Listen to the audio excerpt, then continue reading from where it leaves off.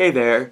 So, are you thinking of buying a phone, but you don't know which budget to go with well, right now you're looking to go with a budget of $50 because that's really all you have to spend. Maybe you have $100 just to just like, maybe I can save a few bucks just by spending money on a couple of 2-year-old phones. Only cost $50 for one of those. Well, you know what I gotta tell you? Don't. And here's why. Let's begin.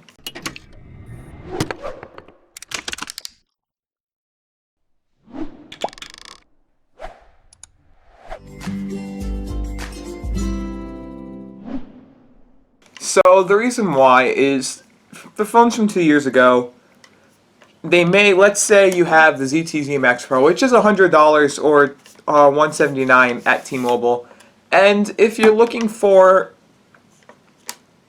a phone, you're just like, it has 2 gigs of RAM, has a Snapdragon 635, and you look at the phone from yesteryear, it has 2 gigs of RAM. It has a Snapdragon, probably just a Snapdragon 630. I don't know exactly, but you're looking at it just like it's just as fast because it's 2 gigs of RAM and it has 16 gigs of space, which is good enough for what I need. But the thing is, no. The first reason is it is actually going to be slower than because the processor's older. Everything's older. It's being used longer, which means that everything's gonna either be deteriorated a little bit or it's just not going to be running as fast because it's an older processor. And if you know anything like computer-wise, the processors on a computer, if it's maybe 2 years old compared to this year's model, or even last year's model compared to this year's model of a processor, you will find that even if it's an Intel Core i7 or an AMD, let's just say A6 from last year versus this year, I'm just giving 2 random processors, they don't have to be that way. You will find that the processor from last year has a benchmark score, a lower benchmark score.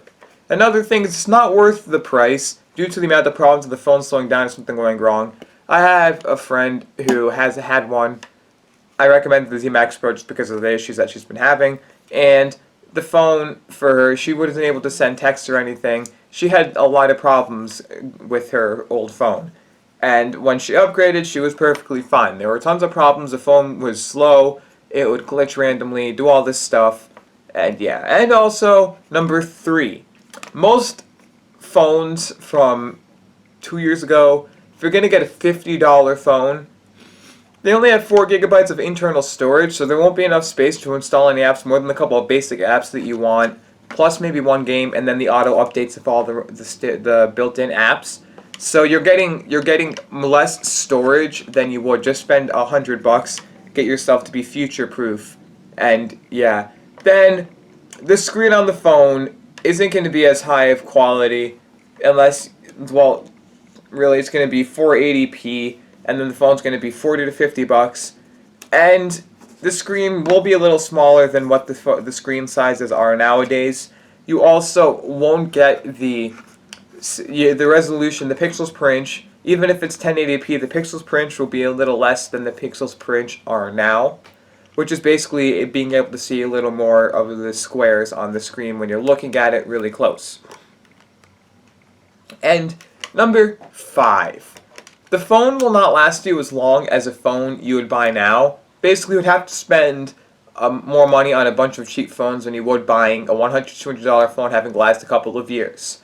Because if you have a $100 phone that came out this year, it has all the newer technology, like the Z Max Pro. It has all the newer technology, USB-C, fingerprint scanner, 13 megapixel camera, 1080p screen, which isn't really newer, but it's good. Has Android 6.0, where if there's a problem, they'll put out an update for it. It's besides, along with if you have a problem with like a Moto G 2013 edition, that's an older phone and it only has like 4 gigs of space, maybe even 2 gigs, so you won't get any of the won't get any of the updates to be able to fix any of the issues that you've been having. So you just won't be able to fix any of the issues that are happening. So the issues will stay there, and then you'll just think $50 for another phone. That's not a lot. I'll just spend that. And then you'll realize that you've just spent $100 in maybe a year, maybe even a half a year. And then let's say another half year goes by.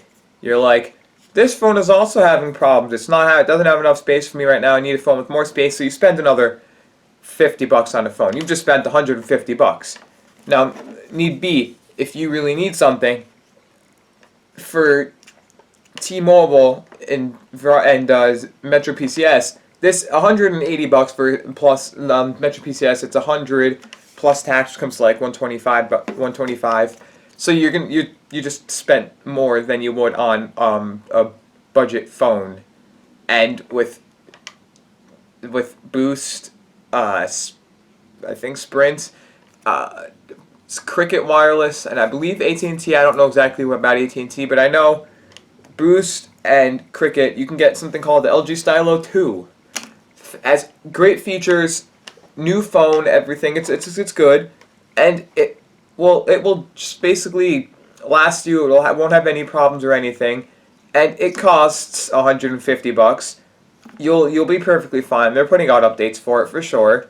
So just keep in mind that you really shouldn't be spending like $30-40. But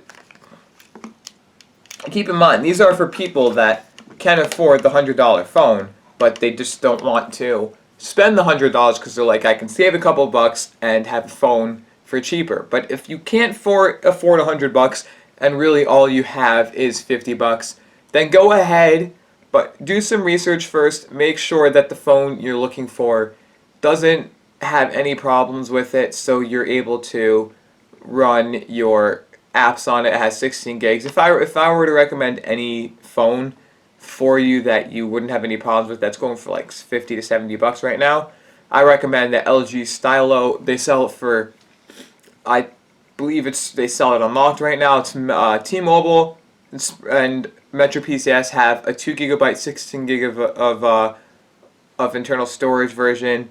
Then there's a Boost, and I think the Cricket's sort of the same. That has 1 GB of RAM and 8 GB of internal storage, so you're fine.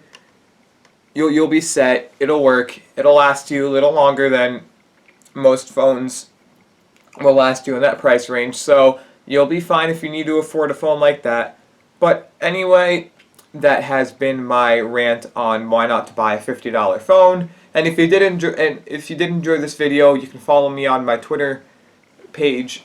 Links in the description below, along with my Instagram. My snap code will be in the outro. If you have a problem, comment down below and I'll fix that. Then I have an email address if you want to email me anything about your problems. Comment down below first so you can email me so I know in case it goes into spam. And also you can send your fan mail to the address down below. As always, if you did enjoy this video, please rate, comment, subscribe, and always give it a thumbs up. And as always, enjoy the rest of your day.